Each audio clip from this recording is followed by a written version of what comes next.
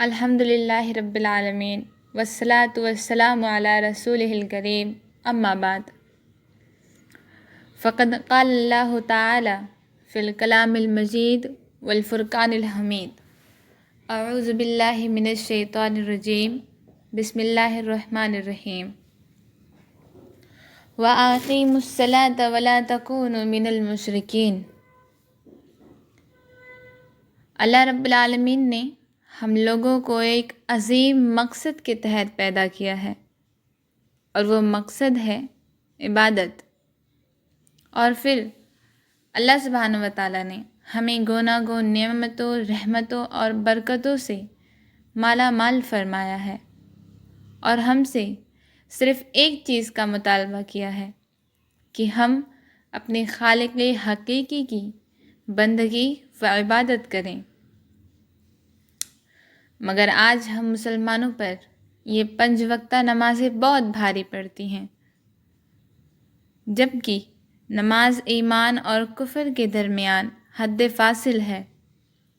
نماز دینی اسلام کا ایک اہم ستون ہے۔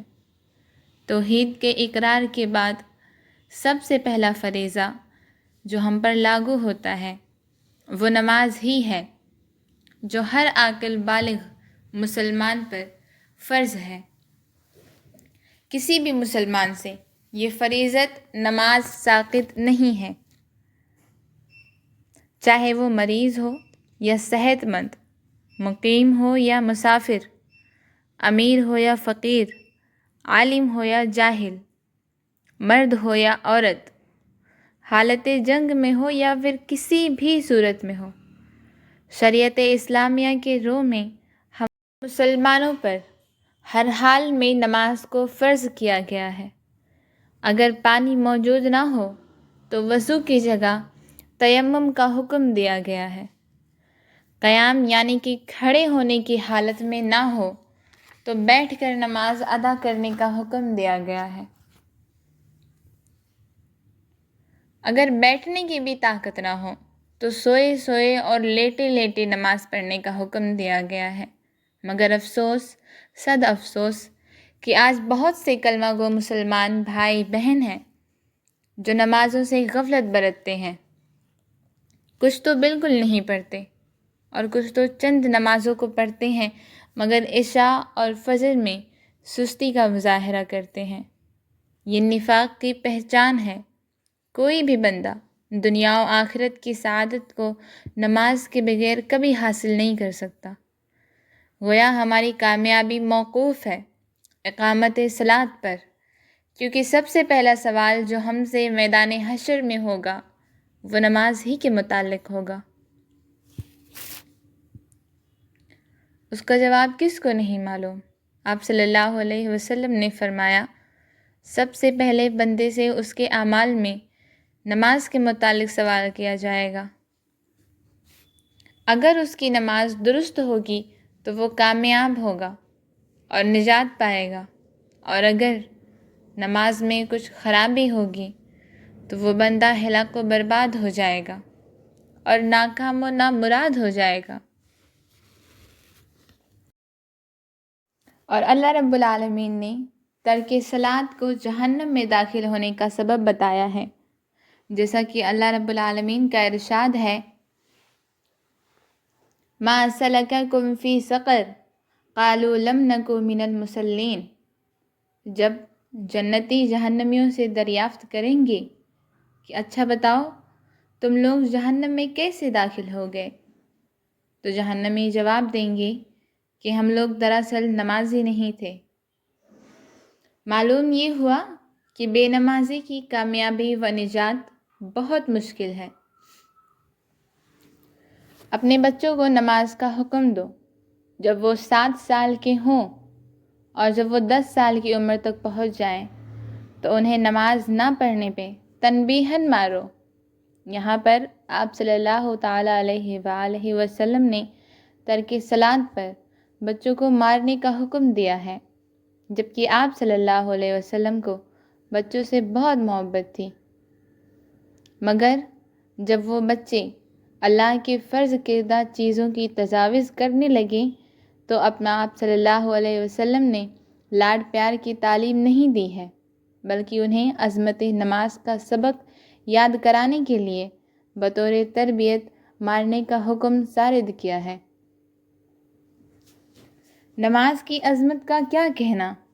سارے فرائض و واجبات تو اسی دنیا میں نازل ہوئے، مگر جب نماز کی فرضیت کے لیے آپ صلی اللہ علیہ وسلم کو شب معراج میں 7ویں آسمان کے اوپر بلایا گیا اور اس موقع پر 50 وقت کی نمازیں فرض ہوئی تھیں، مگر کم ہوتے ہوتے 5 وقت کی نمازیں فرض ہوئیں، پھر بھی حضرت موسیٰ علیہ السلام نے کہا کہ جاؤ کچھ اور کم کراؤ، تو آپ صلی اللہ علیہ وسلم کی امت اس کی طاقت نہیں رکھ سکتی، تو نبی صلی اللہ علیہ وسلم نے جواب دیا، اب مجھے اپنے رب کے پاس جانے میں شرم آ رہی ہے، اور اللہ تعالیٰ نے یہ اعلان کرا دیا، جو فیصلہ ہو گیا اب وہ بدلا نہیں جائے گا، جیسا کہ میں نے لوح محفوظ میں تیرے لیے فرض کیا تھا اور کہا کہ ہر نیکی کا ثواب 10 گنا ہے،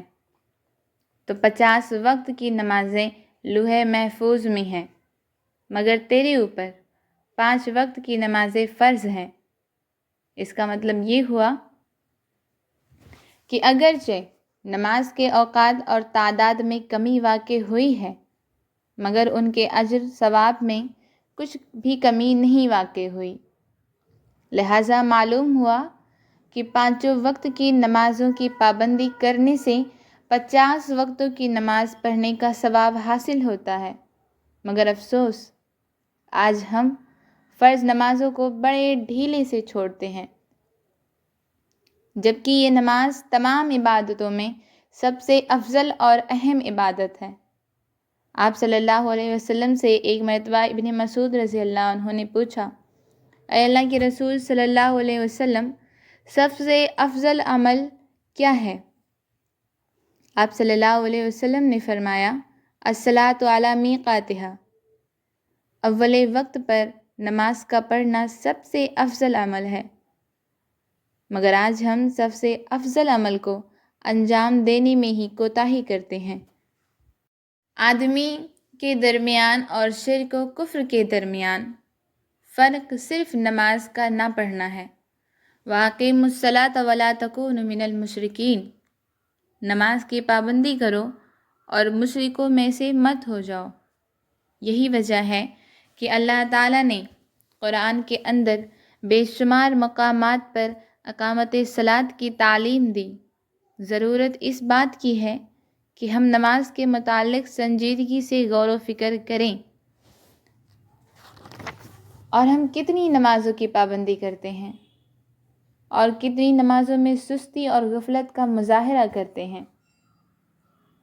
لہٰذا ہمیں ہوش کے ناخن لینا چاہیے، ہمیں نماز کی پابندی کا خاص خیال رکھنا چاہیے، آخرت کی تیاری کرنا چاہیے، اللہ کی بندگی میں اپنے آپ کو وقف کر دینا چاہیے۔